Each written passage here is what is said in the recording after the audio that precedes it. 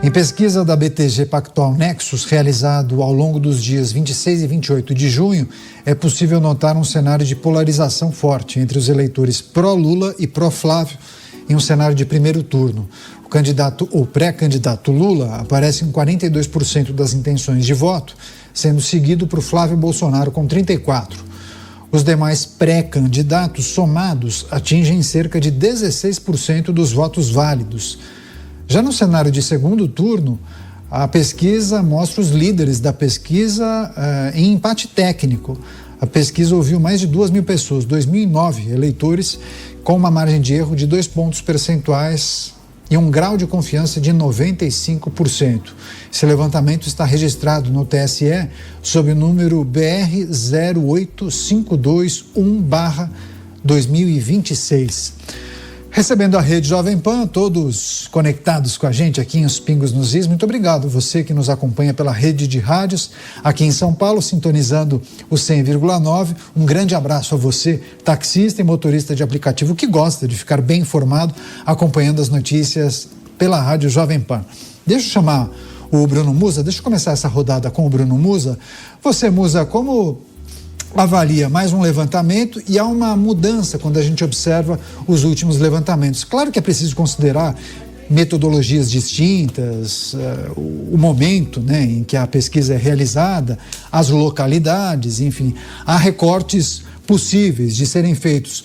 Mas essa elevação de Flávio Bolsonaro e a diminuição da distância entre Lula e Flávio, inclusive, um cenário de empate, ainda que contando com a margem de erro, mas digamos que aquela avaliação de que muitos faziam, a história do Dark Horse prejudicou muito Flávio Bolsonaro. Parece que nesse momento não tanto, né? E foi justamente por conta disso que me veio à cabeça que nos comentários anteriores eu mencionei a respeito da resiliência da própria campanha do Flávio, né? Quando a gente traria esse assunto que agora nós estamos trazendo aqui. Eu sempre me coloco um tanto quanto duvidoso com relação às pesquisas, não aos números divulgados, não é isso, mas a metodologia em si. Uma grande parte das pessoas respondem de imediato ou são pegas de surpresa e se sentem pressionados por dizer um nome ou dizer outro. Há toda uma metodologia ali que se mostrou, inclusive nos últimos anos, muito falhas, né? Grande parte das pesquisas não acertaram ao longo dos últimos anos, não aqui no Brasil e lá fora também, assim como no Brasil e em outros locais. Então, eu acho que é importante você analisar um pouco, mas eu tenho bastante frieza nesse tipo de dado que vem saindo. Mas, de qualquer maneira, volto naquilo, me mostra uma profunda resiliência na campanha do Flávio, que sofreu ali quando teve o áudio, a aproximação, eventual aproximação com o Daniel Vorcaro por conta do filme, mas nós vimos ali, e eu volto naquele meu comentário anterior, para mim, o Lula ele tem um teto muito baixo e um piso alto, no sentido que está dada mais ou menos os números do Lula. São esses, um pouco para baixo, um pouco para cima, o que mostra que depois de tantos anos no poder, na minha opinião, há um cansaço com relação a tudo isso. Começou a viralizar a partir da semana passada, e nós, inclusive, testemunhamos em uma das matérias aqui, vídeos de pessoas atestando que não conseguem mais bancar em supermercado, compras de carnes, de frango. Cada vez eu tenho recebido mais disso. E isso vai estimulando outras pessoas a se pronunciarem. Então há um cansaço muito claro de um esgotamento, de um fim de um ciclo. Ciclo esse que se iniciou ali no começo dos anos 2000, e nós estamos falando de mais de 70% do século, que já tem um quarto dele governado por uma mesma metodologia. Com estímulo ao endividamento público, estímulo ao endividamento das famílias, estímulo ao endividamento das empresas.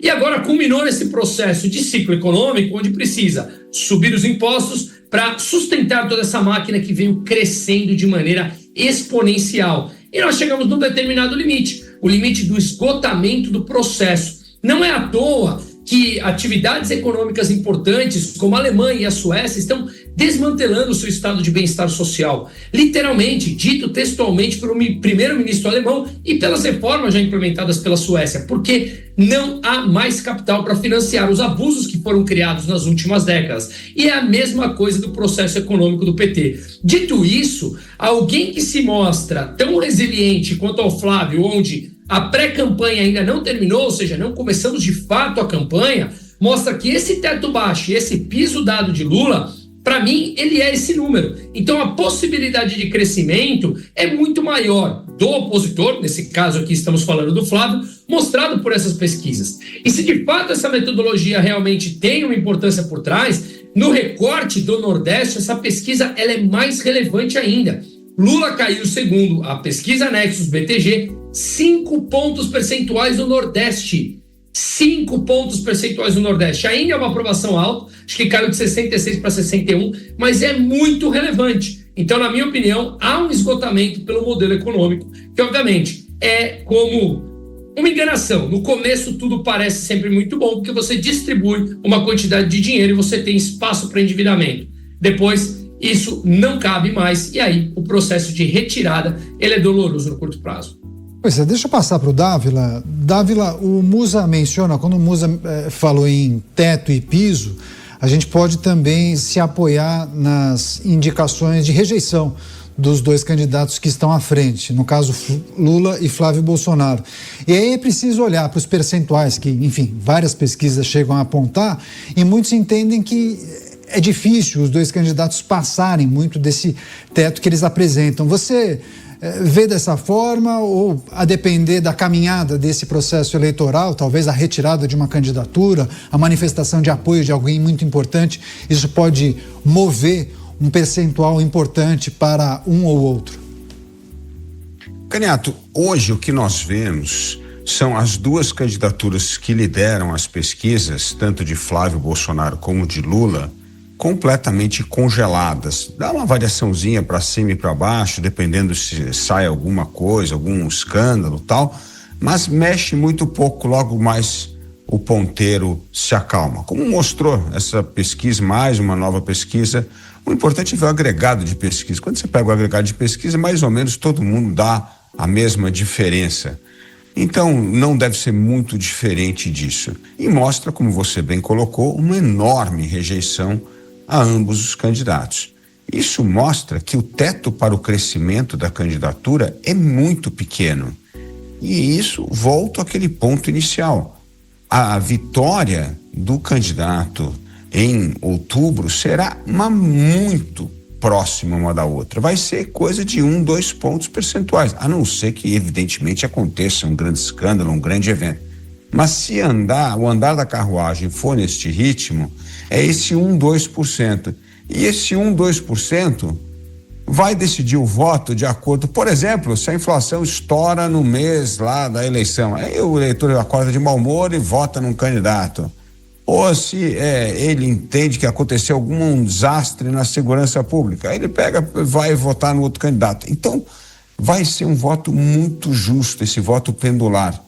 Porque, como bem disse o Musa, o eleitor está cansado dessa polarização. Essa polarização não trouxe nada de bom para a vida dele.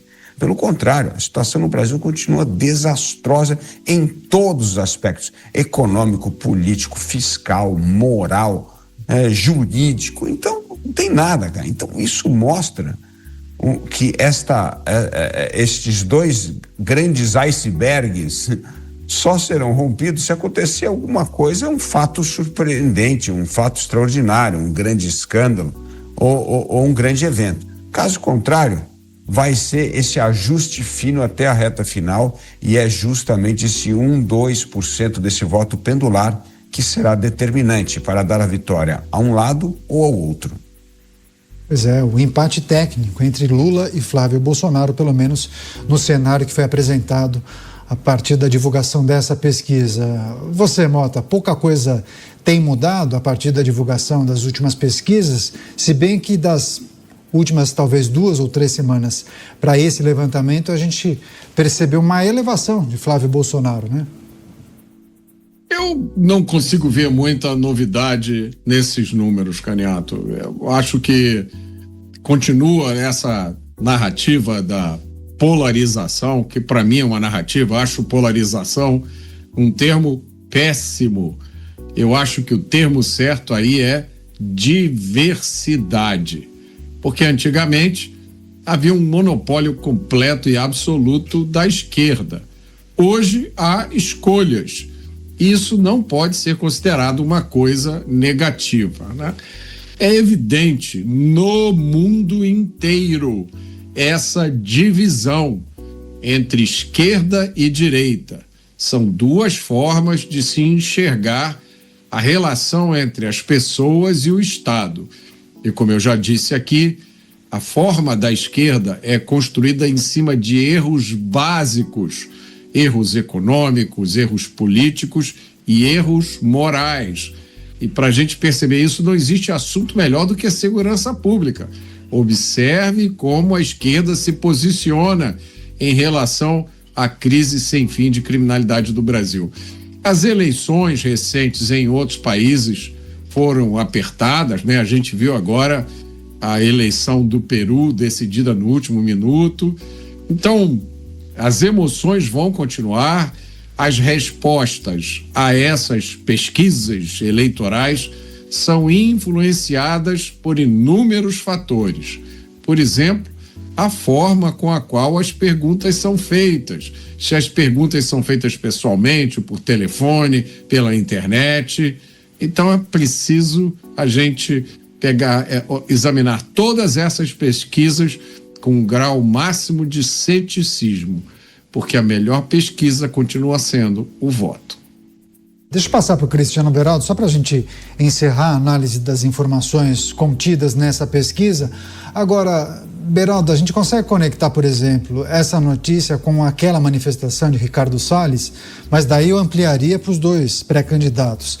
A campanha não começou, mas quando começar, muito provavelmente, os candidatos acusarão os adversários de uma porção de coisas, né? Vão tentar acabar com a reputação dos adversários. Então, digamos que todos têm telhado de vidro, mas as informações negativas em relação aos candidatos ainda não estão sendo exploradas, né? Renato, a gente precisa parar de fantasiar as coisas. Antigamente, quando as casas não tinham banheiro, ficava lá fora a casinha. E aí a pessoa não tinha dinheiro, não tinha papel higiênico, ia se formando uma pilha de jornal velho que as pessoas usavam para se limpar na casinha.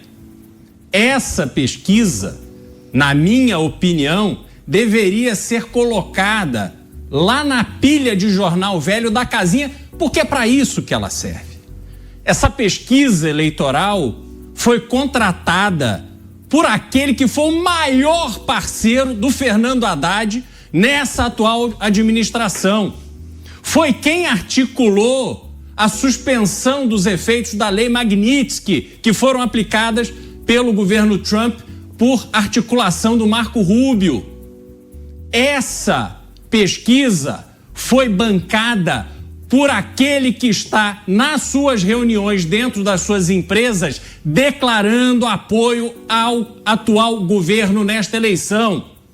Então, sabendo disso, para a gente tirar a fantasia, a gente olha para esses números e aí começa a entender o que esses números querem nos apresentar.